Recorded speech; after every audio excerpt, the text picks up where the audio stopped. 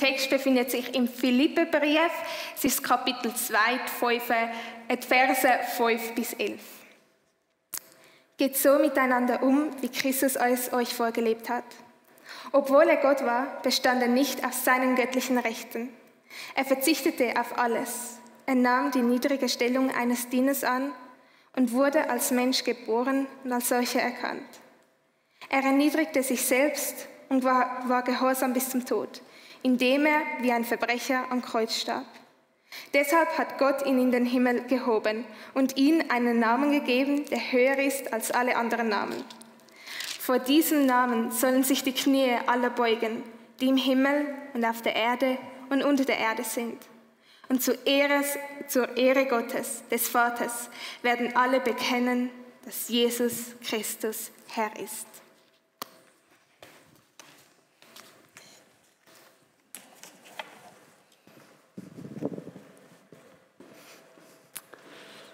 Guten Morgen zusammen, auch von mir ganz herzlich willkommen. Auch ihr, Liebe, die daheim sind, schön sind ihr wieder zugeschaltet, dass wir miteinander Gottesdienst feiern können. Das war wirklich das Highlight von meiner Woche, dass bei allem, was wir nicht mehr dürfen, dass es immer noch möglich ist, dass wir Gottesdienst feiern dürfen, dass da der Bundesrat die Ausnahme gewährt hat. Es lebe die Religionsfreiheit. Danke vielmals, lieber Bundesrat, dass das möglich ist. Wir schätzen es wirklich. Ja, wie begegnet mir Jesus, ist vielleicht im Moment gar nicht die Frage, die uns am meisten beschäftigt, sondern vielleicht viel eher, ja, wie feiern wir jetzt Weihnachten? Was dürfen wir noch, was nicht? Es ist schon ein bisschen ein gefühlsmässiges Auf und Ab, oder dürfen wir jetzt noch nicht? Wem geht das auch so? Mir auch. Ich habe noch etwas Gutes gelesen, der eine sagt, hey, man darf ja mit 10 Leuten sich treffen, aber für eine Beerdigung dürfen mehr Leute zusammenkommen. Also hey, sind herzlich eingeladen zu der Beerdigung von meinem Truthahn am 24.12. Natürlich halten wir uns alle Regeln und dann nicht Schlupflöcher suchen. Wir sind wirklich privilegiert, dass wir Gottesdienst feiern dürfen. Ich möchte uns jetzt in einen Perspektivenwechsel hineinnehmen. Und zwar gehen wir ins Jahr 1943. Jahr 1943, dort ist der Zweite Weltkrieg so voll am Laufen gewesen. Es hat viele Verluste gegeben auf beiden Seiten von der Front. Ich glaube, es hat niemand so richtig an ganz normale Weihnachten können denken in diesem Jahr. Die Leute haben sich sicher auch irgendwie vorbereitet auf Weihnachten, aber es ist definitiv nicht das Gleiche gewesen, wie noch irgendwie vor dem Krieg. Es hat auch Leute gegeben, die haben die Front sogar im eigenen Land erlebt. Einer von denen ist der deutsche Theologe, der Dietrich Bonhoeffer gewesen.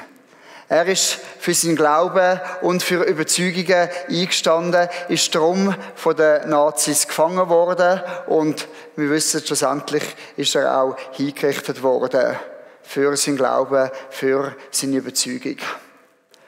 Und er hat an dem Winter 1943, wo es auf Weihnachten zugegangen ist, hat er einen Brief, der uns überliefert ist, an seine Eltern geschrieben. Und ich finde, es ist mega stark, was er drin zum Ausdruck bringt.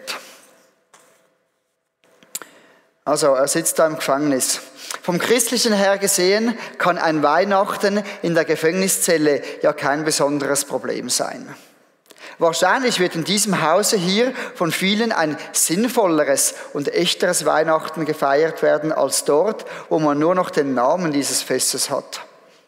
Das Elend, Leid, Armut, Einsamkeit, Hilflosigkeit und Schuld vor den Augen Gottes etwas ganz Besonderes bedeuten als im Urteil der Menschen, dass Christus im Stall geboren wurde, weil er sonst keinen Raum in der Herberge fand, das begreift ein Gefangener besser als ein anderer. Und das ist für ihn wirklich frohe Botschaft. Ich glaube, wir stehen alle ein bisschen in der Gefahr, um das so ein bisschen Self-Pity-Party machen, uns irgendwo im Selbstmitleid zu drüllen, weil wir jetzt nicht alles so feiern können, wie wir es gewohnt sind. Geschenke vielleicht nicht allen in diesem Rahmen überreichen können, das Fondue Chinoise vielleicht nicht mit anderen Leuten miteinander geniessen können, wie wir es sonst haben.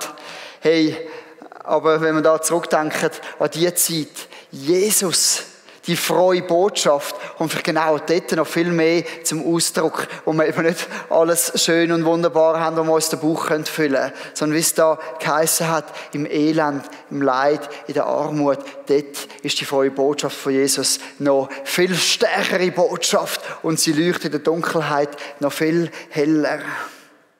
Und darum möchte ich uns alle herausfordern, sind wir bereit, dass wir gerade in dieser Zeit, dass auch eine grosse Chance für uns werden kann, dass wir Jesus auf eine andere Art begegnen können, als wenn alles in der Tradition läuft, wie wir es jedes Jahr haben. Jesus, er liebt uns so sehr, dass er sich gewaltig erniedrigt hat, damit wir schlussendlich ihm begegnen können und damit wir von ihm erhöht werden. Wir werden miteinander die Weihnachtsgeschichte anschauen im Lukas-Evangelium und parallel dazu den Vers, den Nadine vorne vorgelesen hat, aus dem Philipper 2.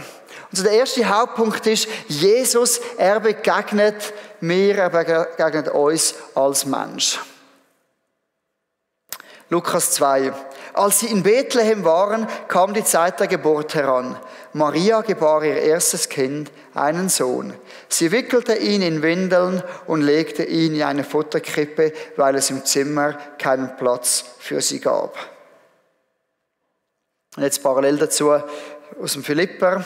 Obwohl er, und da ist von Jesus dreht, Gott war, bestand er nicht auf seinen göttlichen Rechten.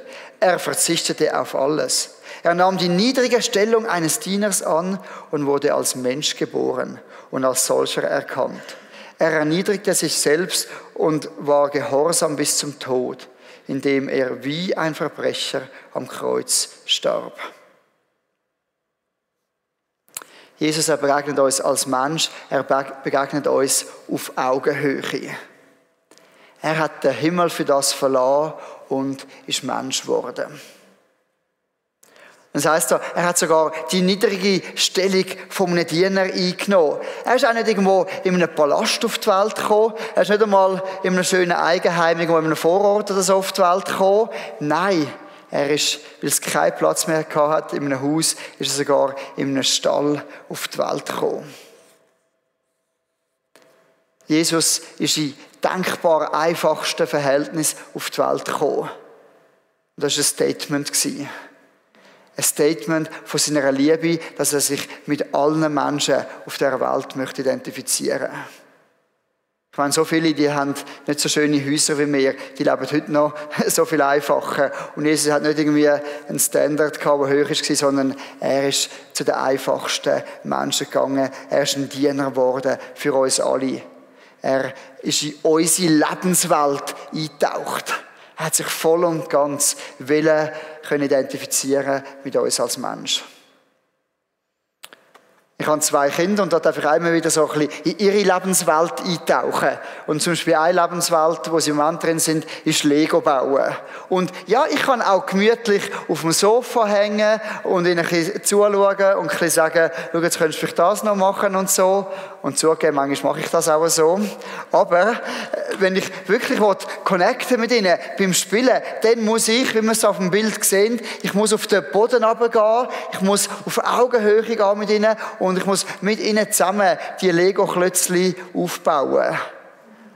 Und dann findet die Verbindung statt. Dann merken sie, dass ich Teil bin auch von ihrem Spiel. Damit Jesus das machen konnte mit uns, hat er, wie es da geheißen hat, müssen auf göttliche Recht verzichten. Er ist wirklich 100% Mensch geworden. Er ist nicht einfach nur irgendwie eine menschliche Erscheinung geworden oder irgendwie gleich noch so ein bisschen Geist oder so. Nein, er ist 100% Mensch geworden, aus Fleisch und Blut wie wir. Er hat Hunger und Durst gehabt, als er zum Beispiel da sehr lange in der Wüste war. Als er Hochzeit mitgefeiert hat, hat er bestimmt auch grosse Freude gehabt und sich mit dem Brautpaar mitgefreut. Auf der anderen Seite hat er auch über die Menschen, über Jerusalem, hat er gebrüllt, als er ihre Verlorenheit gesehen hat. oder wo ihn viele Menschen verloren haben, hat ihn das sicher auch getüpft und hat sich irgendwo missverstanden gefühlt, weil er ist ja für sie gekommen und sie verlassen ihn jetzt. Und wo ihn dann sogar noch seine engsten Freunde in der dunkelsten Stunde verloren hat. Ich bin überzeugt, da hat er sich wirklich einsam und irgendwo auch verletzt gefühlt. Kurz gesagt, Jesus als Mensch, er kennt die ganze Gefühlspalette, die wir auch kennen. Er kann sich voll mit dem identifizieren. Und doch ist er eben 100% Gott geblieben. Jesus ist Gottes Sohn, aber er hat in dem Moment auf so göttliche Recht verzichtet. Zum Beispiel ist es heute mega cool, dass Gott gleichzeitig da kann sein in der Zürich Lounge oder bei euch allen, wo ihr daheim sind. Jesus ist genau gleich gegenwärtig bei dir, wie er da ist. Das ist nicht möglich gewesen in der Zeit, wo Jesus auf die göttliche Recht verzichtet hat, weil er sich voll in den menschlichen Körper begeben hat. Und man muss schon sagen, schlussendlich bleibt das für unseren Verstand auch ein Geheimnis, wie Jesus 100% hat Gott sein und gleich 100% Mensch. Das übersteigt ein bisschen das, was wir so checken können. Jesus, er begegnet uns aber auch in unserer Schuld, in unserer Scham. Jesus ist nicht irgendwo in eine schöne Insta-Welt gekommen, wo alles gute Filter und nur heile Welt. Er kennt die Realität vom Leben. Eben schon seine Geburt zeugt davon, dass sie eben irgendwo geplant ist. Das war sicher nicht so gewesen von Josef und von der Maria, dass sie dann irgendwo nie sein können. Es ist irgendwo, man kann schon sagen, es sind schon Sachen schief gelaufen. Die Realität vom Leben. Und es heisst dann auch im Hebräer 4,15, dass Jesus wirklich auch alle Versuche kennt, wie wir sie kennen. Jesus ist ja nicht ein hoher Priester, der uns in unserer Schwachheit nicht verstehen könnte. Vielmehr war er genau wie wir Versuchungen aller Art ausgesetzt. Allerdings mit dem entscheidenden Unterschied, dass er ohne Sünde blieb. Weil er 100% Gott war, ist er auch nicht in Sünde geboren, wie wir alle zusammen das sind. Und darum hat er die einzigartige Chance gehabt, um von Anfang an auch sündlos zu leben. Und das hat es dann möglich gemacht, dass er nicht nur irgendwie der Schöpfer ist, dass er nicht nur einfach Gott ist und irgendwie ein kleines Baby, das auf die Welt gekommen ist, sondern dass er zu unserem Erlöser werden konnte. Und ich meine, man muss sich das so vorstellen, er ist aus dem Himmel gekommen, hat freiwillig auf das Recht verzichtet, Gott zu sein. Er ist ein menschliches Baby geworden. Das hat die Windeln gefüllt wie jedes andere Baby. Das hat das alles auch gekannt. Er hat sich so fest erniedrigt. Und schlussendlich ist es nicht nur bei dem geblieben, sondern er ist auch noch absolut ungerecht, ist er verurteilt worden zu einem Verbrechertod am Kreuz. Das hat er gemacht, weil er uns alle, weil er dich und mich so fest liebt. Und so sollen wir auch nicht nur Weihnachten feiern, sondern gehört Ostern genau gleich auch dazu. Dort, wo wir uns daran erinnern, dass eben Jesus auch ans Kreuz gegangen ist und dass er auch verstanden ist, dass er lebt. Brauchen wir das? Brauchen wir einen Erlöser, der sich voll mit uns identifizieren kann? Wir waren in der Sommerferien in Holland in der Ferien gewesen. Das war sehr schön. Was noch weniger schön war, dass ich ein paar Wochen später Post bekommen habe. Bus, weil ich zu schnell gefahren bin. Also gut, ein Bus. Ich komme nicht so viele Busse über. Ab und zu gibt es mal eine, die zahle ich und vergesse sie wieder. Jetzt in dem Fall war es so gewesen, dass ich nochmal Post bekommen habe. Und nochmal. Und nochmal. Also ich habe 4 Bussen bekommen, und zwar vom gleichen Tag. Und ich meine, es ist Ferien. Es gibt 0 Grund, um eigentlich schnell zu fahren in den Ferien. Ich hätte die Landschaft geniessen. Ich habe meine Familie dabei gehabt. Eben 5 Minuten früher oder später Sightseeing machen, spielt überhaupt keine Rolle. Und ich muss sagen, ich habe mich dann natürlich aufgeregt, zuerst noch gedacht haben, ja, ist das irgendwie ein Beschiss-Brief oder so, aber es war dann wirklich echt gewesen. Und ja, habe ich halt dann gezahlt und irgendwo habe ich gemerkt, es ist irgendwo eine Schuld, die ich auch begleichen mit Geld, aber ich glaube, irgendwo haben wir uns auch noch mit Gott bereinigen und wo schon also ein Wink mit dem Zaunpfahl war, hey, heb dich im Griff beim Autofahren, wie schnell das du fährst. Gerade auch noch im Ausland, wenn man denkt, dort spielt es nicht so eine Rolle wie in der Schweiz. Da habe ich definitiv etwas gelernt in dem Fall. Ja, wir haben gesehen, dass Jesus uns als Menschen begegnet, in der Realität, wo wir drin sind. Aber, das ist der zweite Punkt, er möchte uns auch durch andere Menschen begegnen. Ja, wir hätten sicher gerne immer wieder ganz direkte Begegnungen mit Jesus. Aber Jesus tut durch andere Menschen und er lässt sich auch sichtbar werden in anderen Menschen. Wir gehen wieder zurück in die Weihnachtsgeschichte. Da erzählten die Hirten allen, was geschehen war und was der Engel ihnen über dieses Kind gesagt hatte. Alle Leute, die den Bericht hörten, waren voller Erstaunen. Und der Philipper geht so miteinander um, wie Christus es euch vorgelebt hat.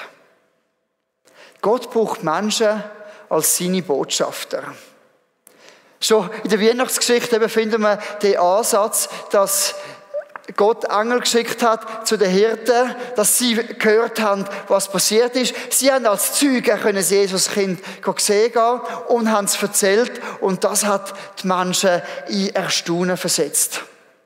Und da wieder interessant, dass Gott auch ganz einfache Menschen für das gebraucht hat, die Hirten, die so Zeugen werden von einem nicht zu übergewichtenden Ereignis in der Weltgeschichte. Gott hat aber auch die Intellektuellen gebraucht dazu. Wir lesen ja im Matthäus-Evangelium von den Weisen, die aus dem Morgenland gekommen sind, die am Stern gefolgt sind und auch sie sind Zeugen geworden von der Geburt von Jesus. Und Jesus hatte dann, als er erwachsen worden ist, wo er seinen Dienst angefangen hat, hat er so enge Freunde um sich geschart, die Jünger. Und die haben schlussendlich dann auch als Botschafter die Nachricht rausgetragen, dann, als er wieder zum Vater in den Himmel gegangen ist.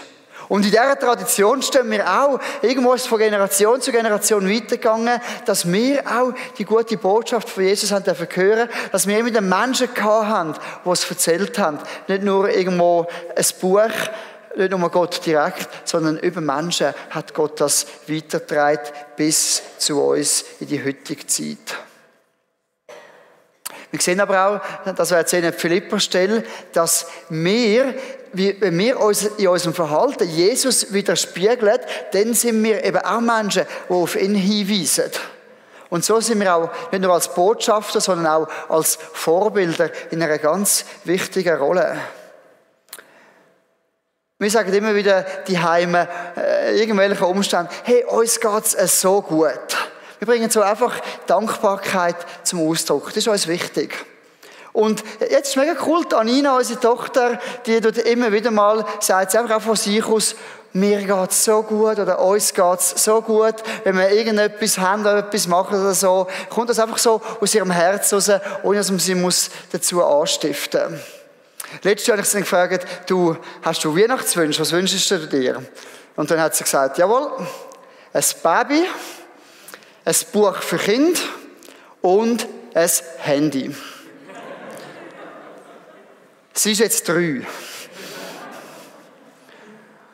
Und ich meine, okay, Buch und Handy ist, Baby und Buch ist ja noch okay, aber beim Handy, muss ich sagen, hat es dann schon bei mir noch etwas ausgelöst, gesagt, okay, wo beobachtet sie das, dass ihr das so wichtig ist, dass sie ein Handy braucht? Gut, sie tut auch sehr gerne einfach so Fotos und Filme von sich machen. Sie hat da so ein bisschen ein Selfie-Gen bekommen.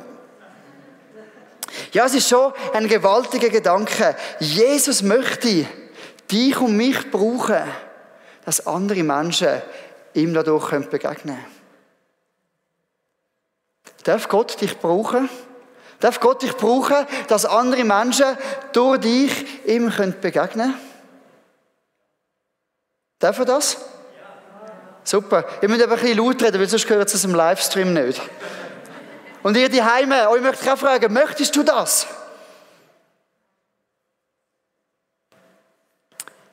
Der zweite Frage ist dann aber auch, sind wir auch bereit, auf Privilegien und Rechte zu verzichten, so wie es das Jesus war?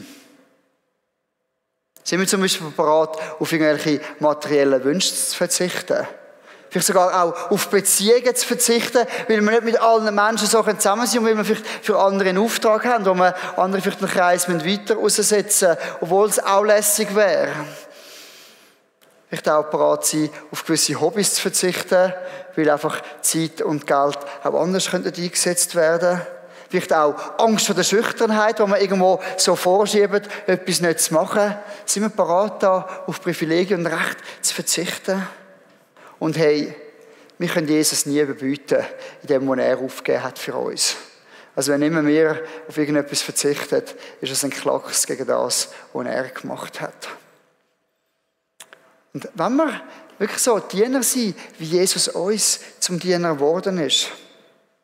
Das letzte Beispiel von den Kindern. Ich meine, Kinder rauben uns vielleicht den Schlaf. Manchmal gehen sie uns auf die Nerven. Wir würden sie am liebsten irgendwo auf den Mond rühren. Das ist das, was Eltern auch erleben. In der gleichen Rolle, wie Gott uns dient, dienen die Eltern auch ihren Kindern. Klammer auf. Das heisst nicht, dass sie der Chef sind. Klammer wieder zu. Aber schlussendlich ist es so ein schönes Privileg, für Eltern zu sein. Und alle Aufwände, die man hat, sind schnell wieder vergessen in all diesen schönen Momenten, die man mit dem Kind hat. Und das Privileg, Eltern zu sein, haben ja nicht alle Menschen. Aber jeder darf das Privileg haben, können für andere in eine geistliche Elternschaft hineinkommen. Das hat Gott für uns alle vorgesehen, dass wir auch Verantwortung so für andere übernehmen und ihnen können Jesus gross machen, ihm können Begegnungen mit Jesus schenken, aber auch, dass wir anderen Menschen helfen können, dass sie wirklich im Glauben wachsen können, dass sie eben selber auch Jesus immer besser kennenlernen können. Willst du so ein Diener sein für andere? Das wird Zeit kosten, es wird Geld kosten, es wird auch Nerven kosten, es wird Emotionen kosten, es wird Energie kosten, aber hey, es lohnt sich mega.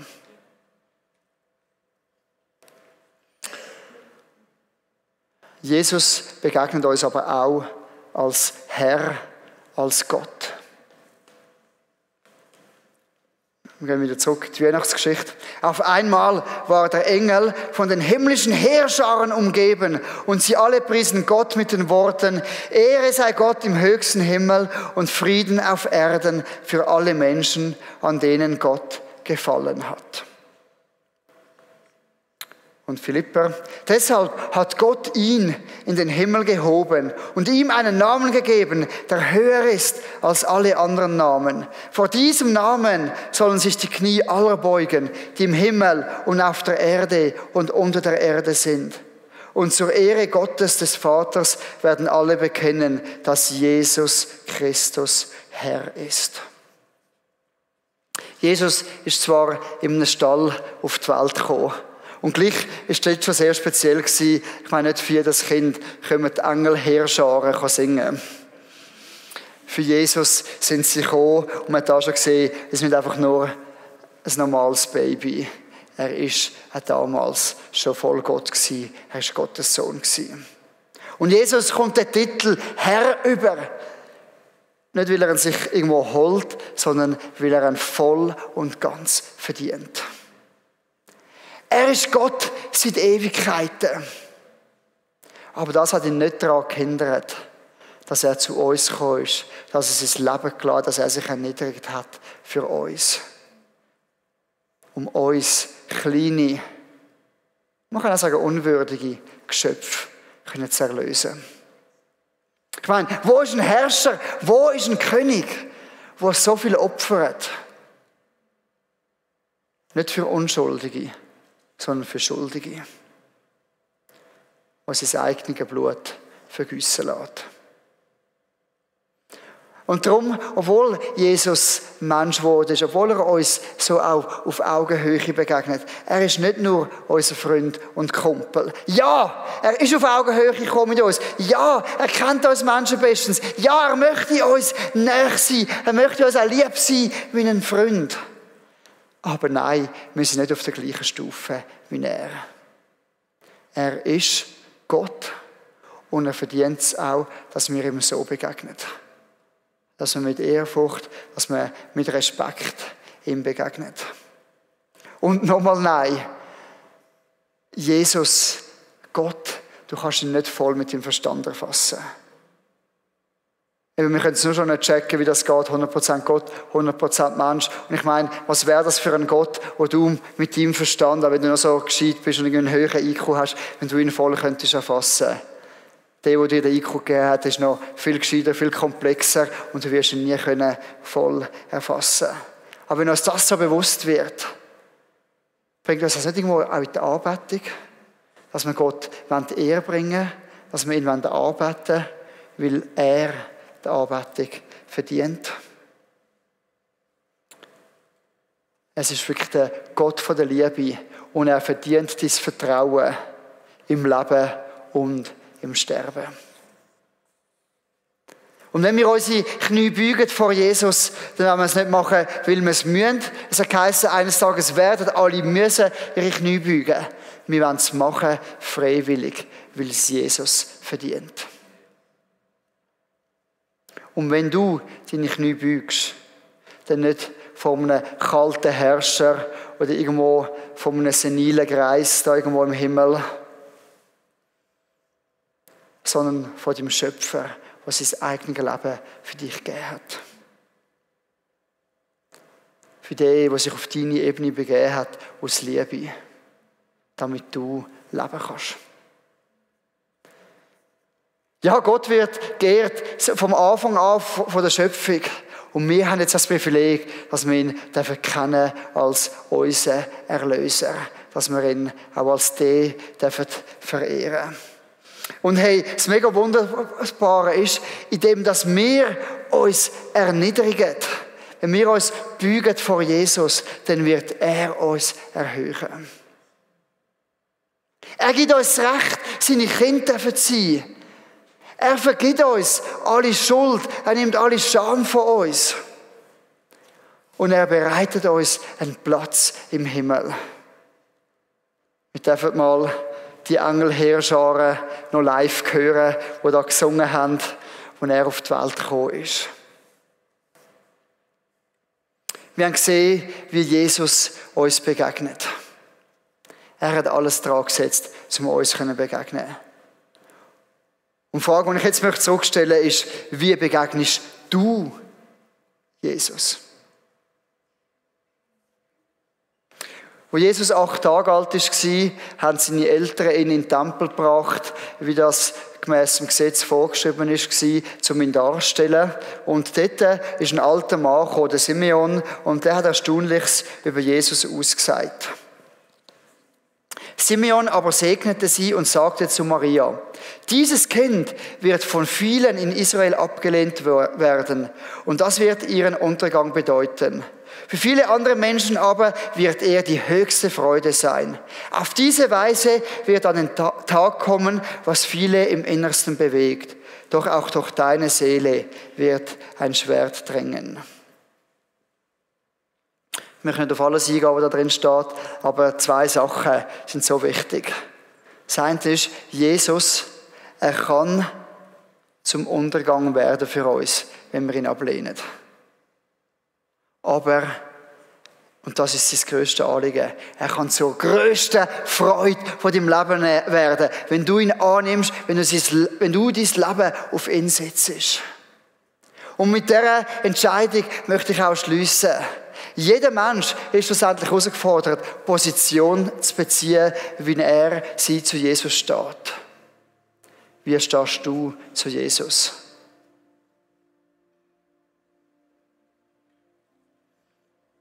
Lasst uns beten.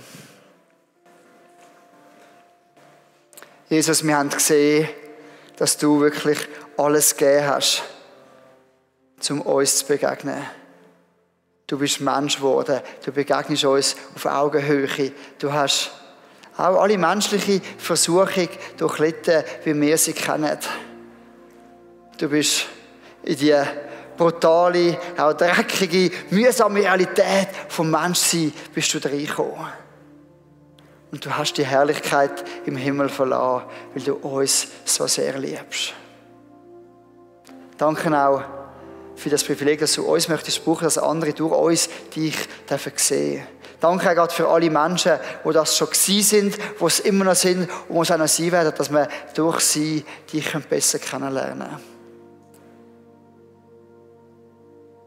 Und jetzt wollen wir wirklich Gott bitten, in dieser Weihnachtszeit, dass viele Menschen, die noch nie etwas gehört haben von dir, dass sie hören von dir und dass du zur grössten Freude in ihrem Leben kannst werden. Herr, braucht du uns als Botschafter. Herr, wir wollen wirklich parat sein, auch den Preis zu zahlen, den es mit sich bringt, wenn wir wollen, so für andere Menschen da zu sein.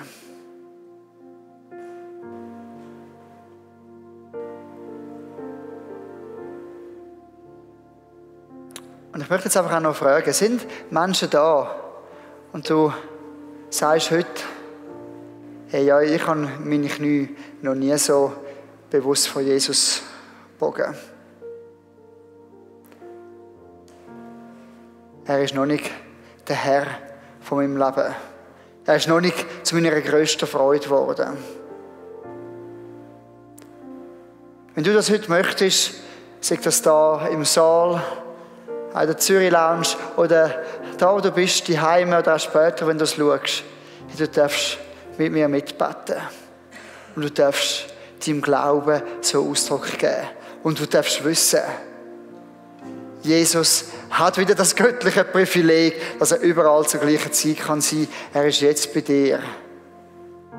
Er hört dich und er nimmt dein Gebet ernst.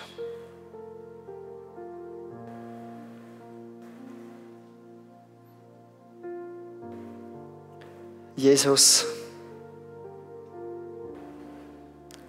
ich habe heute erkannt, wie du mir möchtest begegnen. Danke vielmals, dass du dich so sehr erniedrigt hast, dass du auf die Welt gekommen bist und sogar, dass du noch ans Kreuz gegangen bist.